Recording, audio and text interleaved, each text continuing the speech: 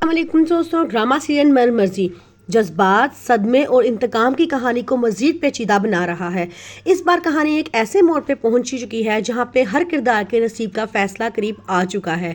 मंशा, जो हमेशा अपनी मर्जी के मुताबिक खेलने की आदी थी, अब किस्मत के एक ऐसे इम्तिहान से गुजर रही है जिसका वो तसव्वुर भी नहीं कर सकती। अब उसकी बेटी मर चुकी है और ये उसके लिए बहुत बड़ा सदमा है, क्योंकि उसे अपनी बेटी की जान से हाथ धोना पड़ा।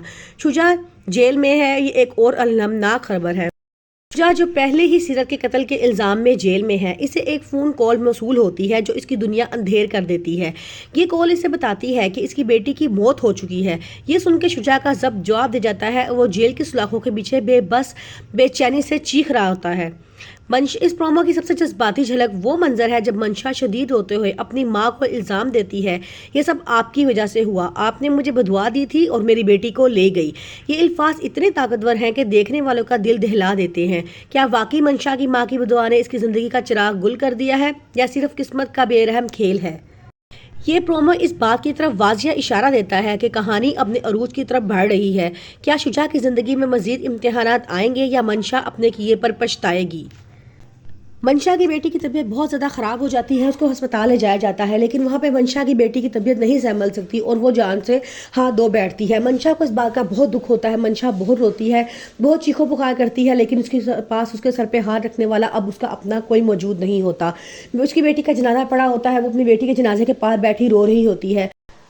मंशा की मामा अपनी नवासी के जनाजे पर आती हैं तो मंशा को बड़ा गुस्सा आता है। वो उनको देख के आग बगोला हो जाती है और कहती है कि आपकी वजह से ही ये सारा कुछ हुआ है। आपने मुझे बदवा दी थी ना कि मैं कभी खुश ना रहूं। देखें, आपकी बदवा ने मुझे आज इस मकाम पे पहुंचा दिया है कि पहले तो मैंने अपने शोहर से हाथ धोया, अब मेरी बेटी भी इस दुनिया में नहीं रही। अब आपके दिल को तसल्ली हो गई होगी, आपको सुकून मिल गया होगा। सब मिल के मंशा को समझाना शुरू कर देते हैं, लेकिन मंशा की समझ में कोई बात नहीं आती और वो मुसलसल अपनी मामा को कोसते जा रही होती है और गुस्से में अपने कमरे में भाग जाती है।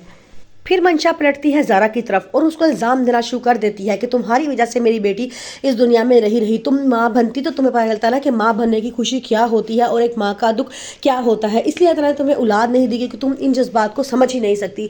वो उस पर बड़े बेबुनियाद इल्ज़ाम लगाती है। पहले तो सब खामोशी से सुनते रहते हैं, लेकिन आखिर में उसकी मम्मा का जब्त टूट जाता है और वो मंशा के मुँह पर एक ज़ोरदार थप्पड़ मारती है और कहती है कि बस करो, हम कब से तुम्हारी बकवास सुन रहे हैं और तुम होकर चुप होने ही नहीं दे रही।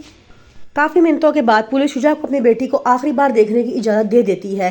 शुजा जब घर वापस आता है तो एक और हंगामा खड़ा हो जाता है। आदिल कहता है कि मैं इसकी शक्ल तक नहीं देखना चाहता, इसको निकालो यहाँ से, लेकिन हमजा उसको समझाता है कि तुम फिलहाल चुप कर जाओ और अब तुमने आइंदा और कोई तमाशा नहीं करना। आगे ही इस मैये पे बहुत तमाशा हो चुका है और अब हम नहीं चाहते कि मजीद इस घर में कोई तमाशा हो। तुम चुप करके खामोशी से एक साइड पर बैठ दो, वो उस बच्ची का बाप है, वो अपनी बेटी को देखने आया है, फिर चला जाएगा।